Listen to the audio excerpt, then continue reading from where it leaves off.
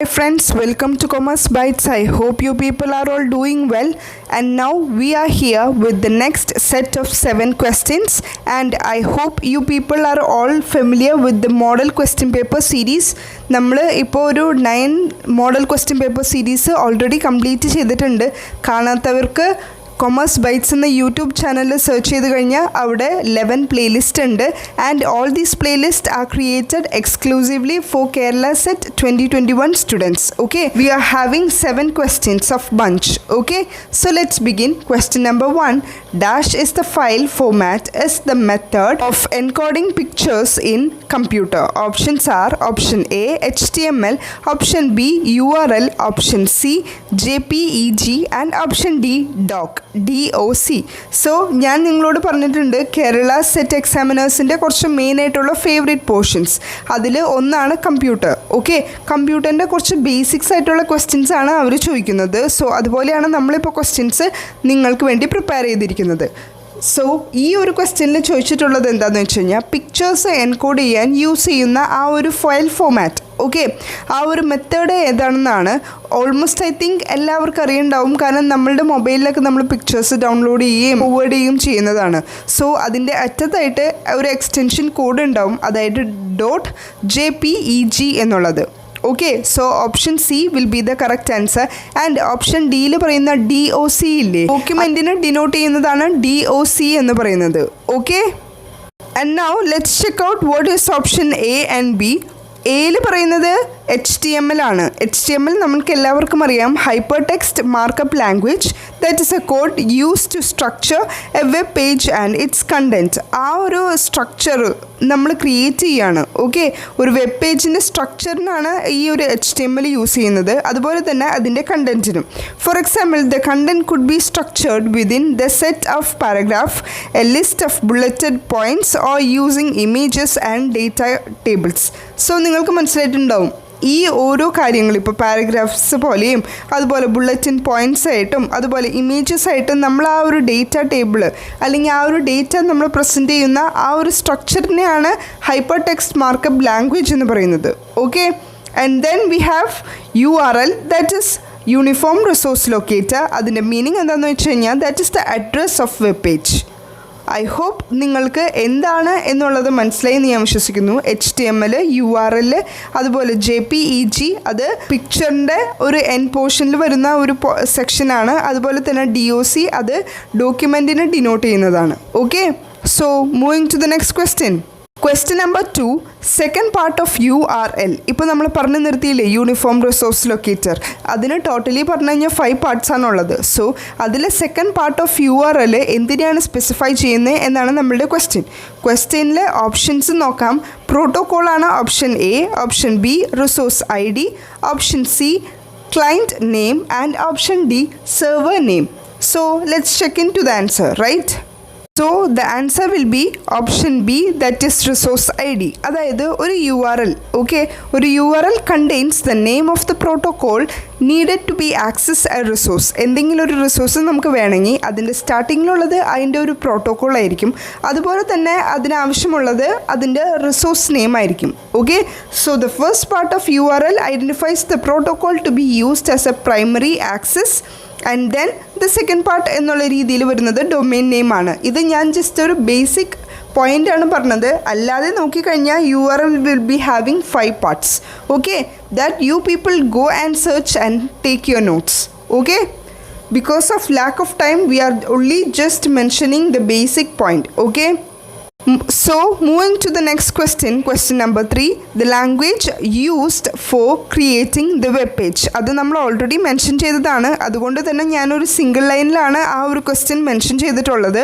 ഇതിൽ നമ്മളോട് ഓപ്ഷനിൽ പറഞ്ഞിട്ടുള്ളത് ഈ അബ്രിവേഷനിലാണല്ലോ കിടക്കണേ HTML എന്നുള്ളത്. അതിൻ്റെ ഫുൾ ഫോം പല രീതിയിൽ അവർ എക്സ്പ്ലെയിൻ ചെയ്തു. ഇപ്പോൾ ഹൈപ്പർ ടെക്സ്റ്റ് മാർക്കപ്പ് ലാംഗ്വേജ് എന്ന് പറയുന്ന പോലെ ആയിട്ടുള്ള എക്സ്പ്ലനേഷനാണ് അവർ ഈ ഒരു അബ്രിവേഷൻ HTML തന്നത്. ഓക്കെ, സോ അതുകൊണ്ട് ഞാൻ ഒറിജിനൽ ആയിട്ടുള്ള റിയൽ ആയിട്ടുള്ളത് മാത്രമാണ് നിങ്ങൾക്കിപ്പോൾ കാണിക്കുന്നത്. ഓക്കെ, നിങ്ങൾക്ക് HTMLൻ്റെ ഫുൾ ഫോം അറിഞ്ഞിരിക്കണം, അത് ഹൈപ്പർ ടെക്സ്റ്റ് മാർക്കപ്പ് ലാംഗ്വേജ് ആണെന്നും പിന്നെ അതെന്തിനാണ് യൂസ് ചെയ്യുന്നത് എന്നുള്ളതും നിങ്ങൾ എന്തായാലും അറിഞ്ഞിരിക്കണം. Because it is the code that is used to structure a web page and its content. Okay, so ഇത്ര കാര്യങ്ങൾ നിങ്ങൾ അറിഞ്ഞിരിക്കണം. നമ്മളിപ്പോൾ മെൻഷൻ ചെയ്യുന്ന കാര്യങ്ങൾ നിങ്ങൾ ലെക്ചർ നോട്ടിൽ നോട്ട് ഡൗൺ ചെയ്തിരിക്കണം, because this is A must point. Okay, so without further delay let's move to the question number 4.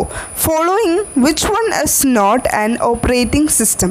Options are option A Windows XP, option B Microsoft Office, option C DOS, and option D Linux. And here the answer will be option B, that is Microsoft Office. So let's check out the meaning of these four terms. First one is Windows XP. Windows XP is a version of Microsoft Windows operating system for personal computers. നമ്മൾക്ക് എല്ലാവർക്കും അറിയാം, കാരണം നമ്മളുടെയൊക്കെ കുഞ്ഞുനാളിൽ നമ്മളുടെ വീടുകളിൽ ആദ്യം വന്നത് വിൻഡോസ് എക്സ് പി ആയിരിക്കും, റൈറ്റ്? സോ ഇത് ഒരു വിൻഡോസ് എക്സ് പി എന്ന് പറയുന്നത് അതൊരു മൈക്രോസോഫ്റ്റ് വിൻഡോസിൻ്റെ ഓപ്പറേറ്റിംഗ് സിസ്റ്റമാണ്. ഇതിലെ എക്സ് പി എന്ന് അവർ ഡിനോട്ട് ചെയ്തിരിക്കുന്നത് എക്സ്പീരിയൻസിനെയാണ്. And it was released on October 25th, 2001. Okay, so I hope നിങ്ങൾക്ക് വിൻഡോസ് എക്സ് പി എന്താണ് എന്നുള്ളത് നിങ്ങൾക്ക് മനസ്സിലായി എന്ന് ഞാൻ വിശ്വസിക്കുന്നു. അതുപോലെ തന്നെ വിൻഡോസ് എക്സ് പി എന്നുള്ളത് ഒരു ഓപ്പറേറ്റിംഗ് സിസ്റ്റമാണെന്ന് നമ്മൾക്കിതിൽ നിന്ന് കൺക്ലൂഡ് ചെയ്യാം, അല്ലേ? സോ അതിനുള്ളിൽ വരുന്ന ഒരു കാര്യമാണ്, അതിൻ്റെ ഉള്ളിൽ വരുന്ന ഒരു ടേമാണ് Microsoft Office. Term in the sense അതിൻ്റെ ഉള്ളിൽ വരുന്ന ഒരു പ്രോഗ്രാം. ഓക്കെ, മൈക്രോസോഫ്റ്റ് ഓഫീസിൻ്റെ ഉള്ളിൽ നമുക്കറിയാം Microsoft word, Microsoft power point, അങ്ങനെയുള്ള കുറച്ച് കാര്യങ്ങൾ നമ്മൾ പഠിച്ചിട്ടില്ലേ നമ്മളുടെ ഒരു 7th 8th 9th 10th ആ ഒരു കാലഘട്ടത്തിൽ. സെയിം അതിൻ്റെ ഉള്ളിൽ വരുന്ന ആ ഒരു ഹെഡിനെയാണ് മൈക്രോസോഫ്റ്റ് ഓഫീസ് എന്ന് പറയുന്നത്. അത് ഒരു പ്രോഗ്രാമാണ്. ഓക്കെ, ആൻഡ് പിന്നെ വരുന്ന ഓപ്ഷൻ എന്ന് പറയുന്നത് DOS, ഡിസ്ക് ഓപ്പറേറ്റിംഗ് സിസ്റ്റം. അതിൻ്റെ ഉള്ളിൽ തന്നെയുണ്ട് അതൊരു ഓപ്പറേറ്റിംഗ് സിസ്റ്റം ആണെന്നുള്ളത്, അല്ലേ? So DOS, disk operating system, it is a operating system that runs from the hard disk drive. Disk operating system is also used to describe several very similar command line disk operating system. So നിങ്ങൾ ഇത്ര മാത്രം ഓർത്താൽ മതി, അതായത് disk operating system ഒരു operating സിസ്റ്റമാണ്. Okay, Linux ഒരു operating സിസ്റ്റമാണ്.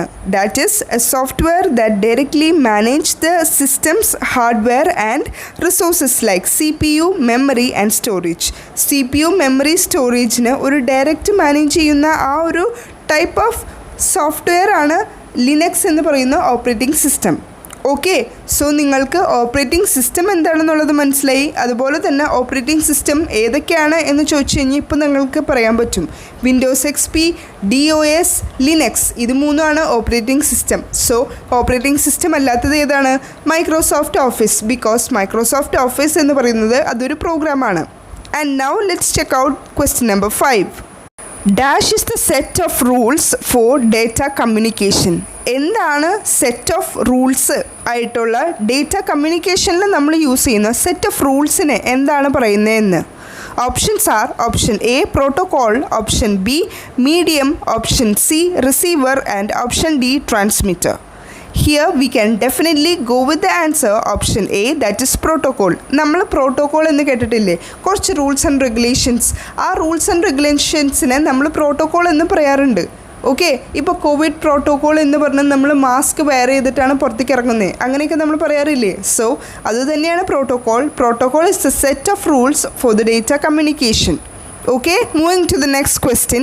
Dash is used to connect computers where are at geographical distant places. ജോഗ്രഫിക്കലായിട്ട് ഡിസ്റ്റിങ്ക്റ്റ് ആയിട്ട് പ്ലേസിൽ നിൽക്കുന്ന കമ്പ്യൂട്ടേഴ്സിനെ കണക്ട് ചെയ്യുന്നത് ആരാണ് എന്നുള്ളതാണ് question. Okay, options are WAN, WAN, option B MAN, option C LAN, and option D, that is PAN. ഞാൻ ഈ 4 ടേംസിൻ്റെ അർത്ഥം പഠിച്ചു വയ്ക്കാൻ, അതുപോലെ തന്നെ ഫുൾ ഫോം പഠിച്ചു വയ്ക്കാൻ ഞാൻ നിങ്ങളോട് പലതവണ പറഞ്ഞിട്ടുണ്ട്. ആൻഡ് ഇവിടെ ആൻസർ വരുന്നത് ഓപ്ഷൻ എ WAN ആണ്, that is wide area network. ഒരു വൈഡ് ആയിട്ടുള്ള ഒരു ഏരിയയിൽ നെറ്റ്വർക്കിംഗ് നടത്തുന്നത് ഈ WANലൂടെയാണ്. ഓക്കെ, MAN എന്ന് പറയുമ്പോൾ അത് മെട്രോപൊളിറ്റൻ ഏരിയ നെറ്റ്വർക്കാണ്. അണ്ടർസ്റ്റുഡ്? അത് നമ്മളുടെ ലാൻഡിനേക്കാൾ മുകളിലായിരിക്കും, പക്ഷേ WANനേലും താഴെയായിരിക്കും. ഓക്കെ, ആൻഡ് LAN പറഞ്ഞു ലോക്കൽ ഏരിയ നെറ്റ്വർക്ക്, അത് ലോക്കലി ആയിട്ട് നമുക്ക് കണക്ട് ചെയ്യാൻ പറ്റും കമ്പ്യൂട്ടേഴ്സിനെ. Okay, may be for example in the same building അല്ലെങ്കിൽ same room, campus of a institution, ഇതിനൊക്കെ നമ്മൾ LAN യൂസ് ചെയ്യും. ആൻഡ് PAN പേഴ്സണൽ ഏരിയ നെറ്റ്വർക്കിൽ പറയുമ്പോൾ That is the wireless connection between different devices within a few meters. ഇപ്പോൾ അതിന് best example പറയാൻ പറ്റുന്നത് കണക്ഷൻ ആൻഡ് ഹെഡ്ഫോൺസ്, ബ്ലൂടൂത്തിൻ്റെ കണക്ഷനുള്ള ഹെഡ്ഫോൺസ് ഇല്ലേ, അതുപോലെ വൈഫൈ, ഇതെല്ലാം പാനാണ്, പേഴ്സണൽ ഏരിയ നെറ്റ്വർക്കാണ്. Okay, so I hope this question is all clear to you, right? നിങ്ങൾക്ക് വളരെ സിമ്പിളായിട്ട് തോന്നും, പക്ഷേ ഇതിൽ നിന്ന് ക്വസ്റ്റ്യൻ വരുമ്പോഴായിരിക്കും നിങ്ങൾക്ക് അതിൻ്റെ സീരിയസ്നെസ് മനസ്സിലാവുന്നത്. Understood? Moving to the next question, dash is the networking device to which multiple devices are connected through cables. ഇവിടെ ക്വസ്റ്റ്യനിൽ ചോദിച്ചിട്ടുള്ളത് ഒരു networking device to which multiple devices are connected, okay, through cables വഴി connect ചെയ്യുന്ന ആ ഒരു particular ആയിട്ടൊരു ഡിവൈസിനെ എന്താണ് വിളിക്കുന്നതെന്ന്. Options are option A modem, option B repeater, option C hub and option D switches. Here the answer will be option C, that is hub. ഇവിടെ പറഞ്ഞു മോഡം എന്നുള്ളത്. മോഡം നിങ്ങൾക്കെല്ലാം അറിയാമെന്ന് ഞാൻ വിശ്വസിക്കുന്നു. മോഡം എന്തിനാണ് യൂസ് ചെയ്യുന്നതെന്ന് വെച്ച് കഴിഞ്ഞാൽ it is to connect the computers with the internet. വീടുകളിൽ കമ്പ്യൂട്ടേഴ്സിന് ഇൻ്റർനെറ്റ് കണക്ഷൻ മോഡം വഴിയാണ് പോയിക്കൊണ്ടിരുന്നത്. ഓക്കെ, സോ ആ ഇതിന് നമ്മൾ ചാർജ് ചെയ്യണം, അപ്പോൾ നമ്മൾക്ക് ഇൻ്റർനെറ്റ് പ്രൊവൈഡ് ചെയ്യും. ഓക്കെ, സോ ഇപ്പോൾ വൈഫൈ കണക്ട് ചെയ്യാനായിട്ട് റൂട്ടേഴ്സിന് നമ്മൾ യൂസ് ചെയ്യില്ലേ, ആ സെയിം സംഭവം തന്നെ മോഡം കമ്പ്യൂട്ടേഴ്സിന് യൂസ് ചെയ്തിരുന്ന ആ ഒരു ഇൻ്റർനെറ്റ് പ്രോസസ്സിനെയാണ് മോഡം എന്ന് പറയുന്നത്. അതുപോലെ ഇനി നെക്സ്റ്റ് നമ്മൾ പറഞ്ഞത് റിപ്പീറ്റർ എന്നുള്ളത് ഒരു ഗാഡ്ജറ്റാണ് that accepts, cleans and retransmit electronic signals at the higher power level. So ഈ റിപ്പീറ്റർ എന്ന് പറയുന്നത് അതൊരു ഗാഡ്ജറ്റാണ്, അത് ആക്സെപ്റ്റ് ചെയ്യും, ക്ലീൻ ചെയ്യും, റീട്രാൻസ്മിറ്റ് ചെയ്യും electronic signals at the higher power level. ഞാൻ ഈ പറയുന്ന കാര്യങ്ങൾ നിങ്ങൾ നോട്ട് ഡൗൺ ചെയ്യുന്നതാണ് നിങ്ങൾക്ക് നല്ലത്. അപ്പോൾ നിങ്ങൾക്ക് ഇനി ക്വസ്റ്റ്യനിൽ ഒരു റിപ്പീറ്റർ എന്ന് വന്നു കഴിഞ്ഞാൽ, അല്ലെങ്കിൽ ഇപ്പോൾ മോഡം നമ്മളിപ്പോൾ ഡിസ്കസ് ചെയ്ത ടേമാണ് മോഡം, അതിനെയൊക്കെ പറ്റി ക്വസ്റ്റ്യൻ വന്നു കഴിഞ്ഞാൽ നിങ്ങൾക്ക് ഈസിലി അതിനെ മനസ്സിലാക്കാൻ പറ്റും. ഓക്കെ, നമുക്ക് ആ ഒരു ആൻസറിനെ പറ്റി ഒന്ന് നോക്കാം. ഹബ് എന്നുള്ളത്, ഹബ് എന്ന് പറയുന്നത് അതൊരു നെറ്റ്വർക്കിംഗ് ഡിവൈസസ് ആണ് to which multiple devices are connected through cables. ഈ കണക്റ്റഡ് ആയിട്ടുള്ള ഡിവൈസസിനെ വിളിക്കുന്നത് പോർട്സ് എന്നാണ്, PORTS. ഓക്കെ, ഇനി നമ്മൾ ലാസ്റ്റ് ഓപ്ഷനിൽ പറഞ്ഞത് സ്വിച്ചസ് എന്ന് പറയുന്നത് connects the ports to network segments. ഇപ്പോൾ നമ്മൾ തൊട്ട് മുന്നേ ഹബിൽ പറഞ്ഞ ആ പോർട്സ് ഇല്ലേ, ഈ സ്വിച്ചസ് ആണ് കണക്ട് ചെയ്യുന്നത് പോർട്സിന് ടു നെറ്റ്വർക്ക് സെഗ്മെൻറ്റ്സ്. ഓക്കെ, അപ്പോൾ നിങ്ങൾക്ക് എന്താണ് മോഡം, റിപ്പീറ്റർ, ഹബ്, സ്വിച്ചസ് എന്നുള്ള ഈ 4 ടേംസിനെ പറ്റി ഏകദേശം എന്തൊക്കെയോ മനസ്സിലായി എന്ന് ഞാൻ വിശ്വസിക്കുന്നു. Okay, let's move to the last question. This is a very important question, കാരണം പല പ്രാവശ്യം ഞാൻ പല ക്വസ്റ്റ്യൻ പേപ്പറിൽ ചോദിച്ചു കണ്ടിരിക്കുന്ന ഒരു ക്വസ്റ്റ്യനാണ്. അതുകൊണ്ടാണ് ഞാൻ ഈ ക്വസ്റ്റ്യൻ റിപ്പീറ്റ് ചെയ്ത് പറയുന്നത്. So you people should understand how important this question is എന്നുള്ളത്. Okay, so the question is an unsolicited email message sent to many recipients at once is known as. Options are option A worm, option B virus, option C threat and option D spam. And here the answer will be option D, that is spam. Spam messages നമ്മളിപ്പോൾ ഗൂഗിളിൽ ജിമെയിലിൽ ഈ search ചെയ്ത് കഴിഞ്ഞാൽ നമുക്കറിയാം നമ്മൾക്ക് കുറച്ച് messages വന്ന് കിടപ്പുണ്ടാവും. അതിന് സ്പാം മെസ്സേജസ് അവരവിടെ സൈഡിൽ നോട്ട് ചെയ്തിട്ടുണ്ടാവും. അത് സ്പാം ആണ് എന്നുള്ളത് അവർ നോട്ട് ചെയ്തിട്ടുണ്ടാവും. കാരണം നമ്മൾക്ക് ഒരു ബൾക്കായിട്ടായിരിക്കും വരുന്നത്, അതായത് അവർ സെൻഡ് ചെയ്യുന്നത് ഒരു ബൾക്കായിട്ടായിരിക്കും. ഓക്കെ, കുറേ അധികം റെസിപ്പിയൻസിന് അവർ ഒറ്റയടിക്ക് സെൻഡ് ചെയ്യുന്ന കുറേ അധികം ഇമെയിൽസിൽ ഒന്ന് നമുക്ക് കിട്ടുന്നു. ആ മെസ്സേജസ് ആണ് സ്പാം മെസ്സേജസ് എന്ന് പറയുന്നത്. അതോടൊപ്പം ഞാൻ വേം, ത്രെഡ്, വൈറസിനെ പറ്റി ഒന്ന് ജസ്റ്റ് ഒരു ബ്രീഫിംഗ് നിങ്ങൾക്ക് തരാം. ഓക്കെ, നിങ്ങൾ ലെക്ചർ നോട്ടിൽ നോട്ട് ഡൗൺ ചെയ്യണം, അത് അത്രയും ഇമ്പോർട്ടൻ്റ് ആയിട്ടുള്ള ഒരു പോയിൻ്റ് ആയതുകൊണ്ടാണ് ഞാൻ നിങ്ങളോട് റിപ്പീറ്റ് ചെയ്ത് പറയുന്നത്. ഓക്കെ, സോ ഫസ്റ്റ് പറയുന്നത് വേം ആണ്. വേം എന്ന് പറയുന്നത് it attacks other devices on your network and will spread to the computer of the people you communicated.